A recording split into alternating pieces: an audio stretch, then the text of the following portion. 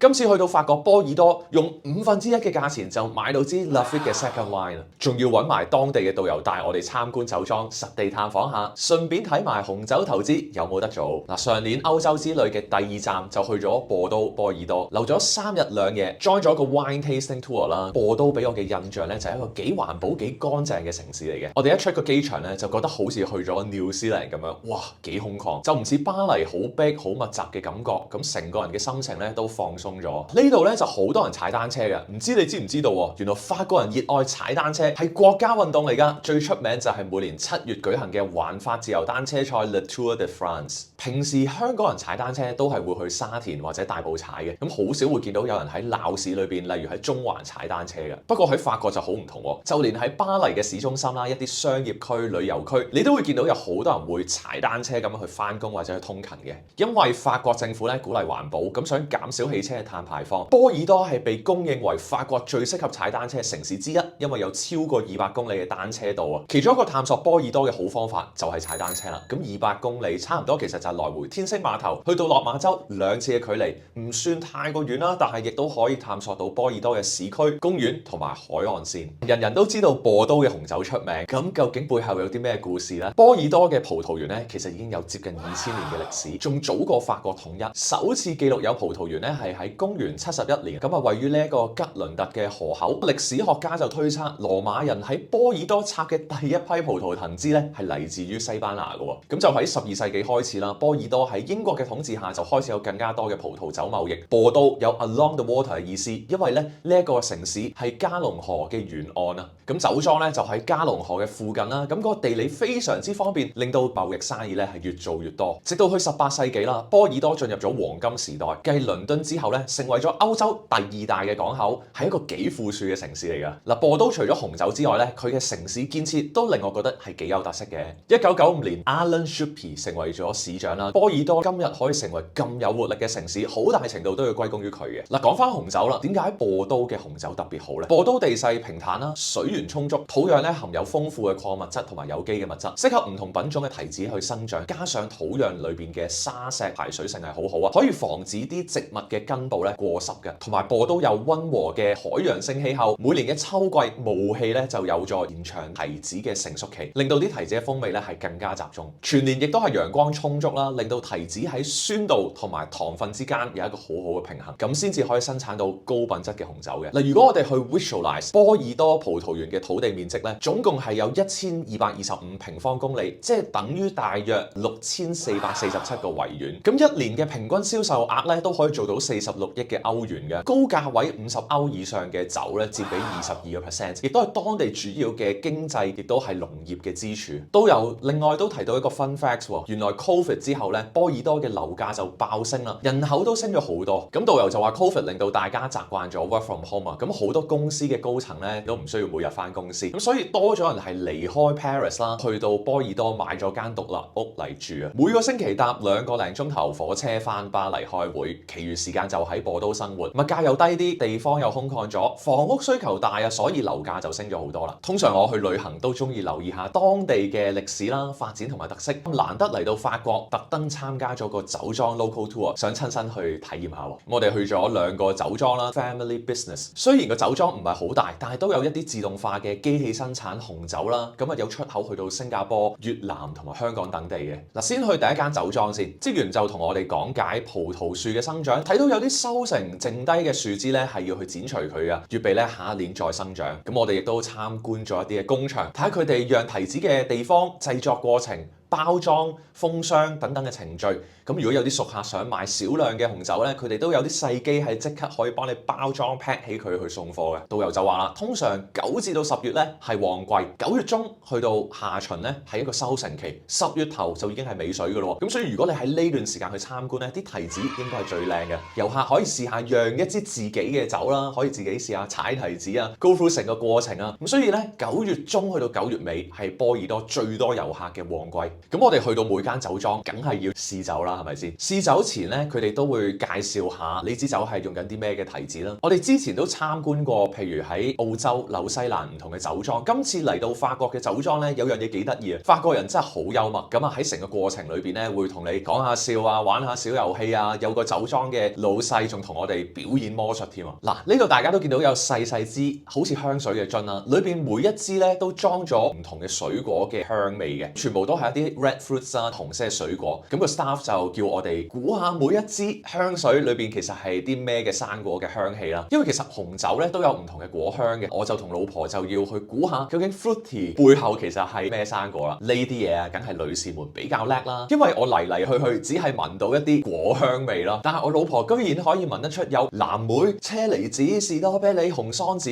真係唔知佢點樣做到。嗱，我哋去到第二間酒莊啦，今次咧老闆親自迎接我哋，都有話其實老闆都有幾個仔女，不過佢哋都唔係好想繼承生意，所以而家就只係得佢同佢太太做，遲啲退休就唔會再做噶啦。分享翻呢啲 wine barrels 啦，其實 wine barrels 咧係釀酒嘅關鍵，市面上有法國、美國、西班牙、匈牙利做嘅酒桶，而波爾多嘅橡木酒桶咧係好多人認為最理想嘅選擇，因為木桶嘅大細嗰個年份啦係會影響葡萄酒嘅風味。酒桶嘅選擇咧取決於葡萄酒嘅品種同埋釀酒師想做到嗰個風味，用一啲特別嘅方法去燒過嘅酒桶咧係會有香草、一啲煙燻啦，甚至可能朱古力嘅香味嘅。今次我哋見到咧就係用雲呢拿味嘅酒桶釀緊嘅紅酒啊。平時我哋飲酒，如果你飲到呢啲雲呢拿味啊或者唔同嘅木味咧，就係 wine barrels 製造出嚟嘅獨特風味啦。另外唔知道大家知唔知道波爾多酒莊咧分咗 left 同埋 right bank， 即係左岸同埋右岸啦。今次我哋主要就去咗喺波爾多右岸嘅聖 Emilion， 個特色咧就係一啲嘅 family wine 啦，唔係好大間嘅，細細間咁樣。咁每逢9至到10月呢一個嘅傳統旺季咧，喺戶外嘅地方餐廳啊都會坐滿晒人，非常之多嘅人流嘅。呢區咧亦都有好多歷史遺跡啦，例如 King's Tower 巨石教堂、中世紀嘅修道院、地下墓穴等等，被聯合國嘅教科文組織列為咗世界嘅遺產。咁所以咧喺呢一度除咗係品下酒，你亦都可以欣賞到好多好靚嘅歷史古蹟啊。波爾多嘅另外一邊咧叫 Medoc 啦，係喺 left bank 嘅。如果旅行時間比較充裕，就可以去晒兩邊啦。大牌子嘅酒莊咧，通常都係喺左岸 left bank，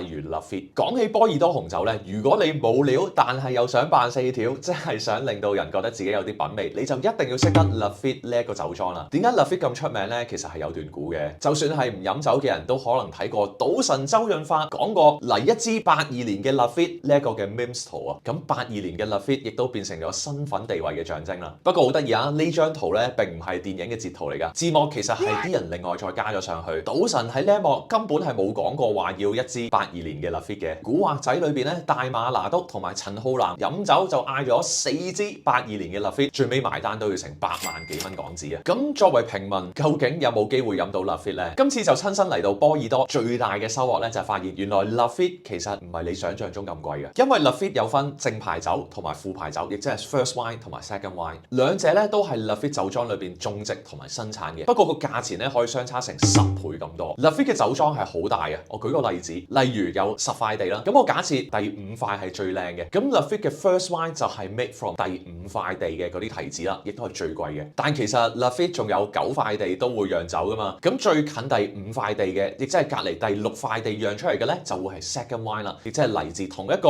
Lafite 酒莊嘅酒啊。咁我哋今次就買咗 Lafite 嘅 second wine 啦，個名我讀咗好多次都讀唔準，就試下讀啦 Caro。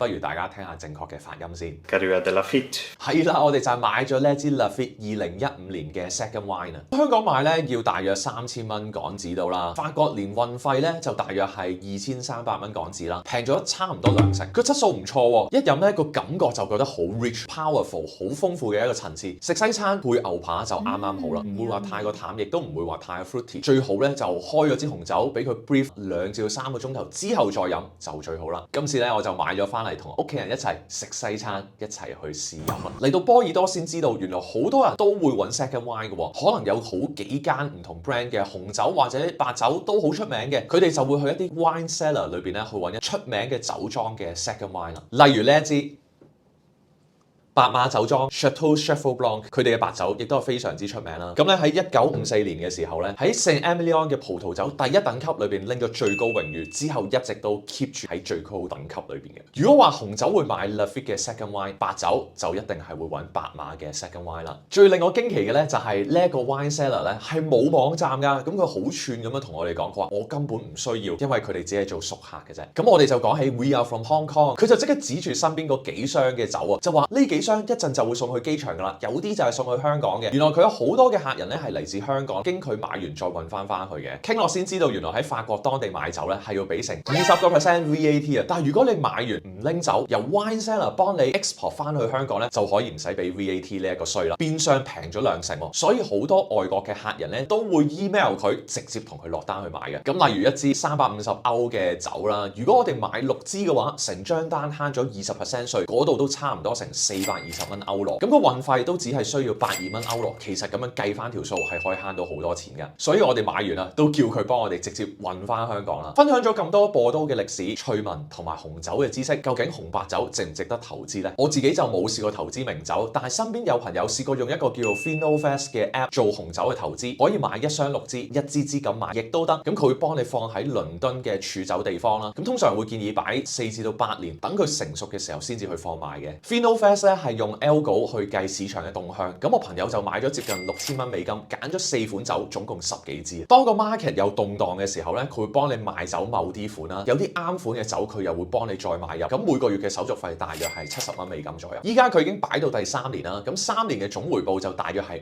5%。啲酒咧可以買翻屋企飲啦，但係我個 friend 就話正常嘅話都唔會想寄翻嚟，因為個手續費就比較貴。